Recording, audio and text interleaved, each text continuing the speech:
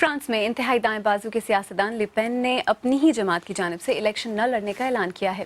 ان کی بیٹی میری لپین نیشنل فرنٹ کی سربراہ ہیں، لیکن انہوں نے اپنے والد کی جانب سے دوسری جنگ عظیم کے دوران نازیوں کے ہاتھوں یہودیوں کے قتل عام کو قصے پارنیہ قرار دینے کی شدید مذمت کی تھی۔ یمن میں ایران کی حمایت یافتہ حوثی باغیوں کے خلاف سعودی فوجی کارروائیوں کے خلاف آج پھر ہزاروں ایرانیوں نے تہران کے سعودی سفارت خانے کے سامنے احتجاجی مظاہرہ کیا۔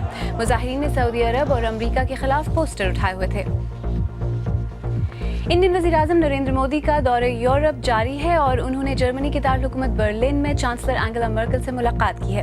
توقع ہے کہ اس دورے میں انڈیا اور یورپی ملکوں کے درمیان ہتھیاروں کے سمجھوتے سمیت کئی معاہدوں پر دستخط کیے جائیں گے۔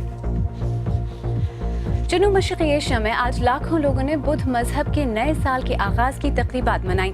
ان تصاویر میں لوگ ان تقریبات کے سلسلے میں ایک دوسرے پر پانی پھینک رہے ہیں۔ تصور یہ کیا جاتا ہے کہ اس طرح سے لوگ اپنے گناہ دھو سکتے ہیں۔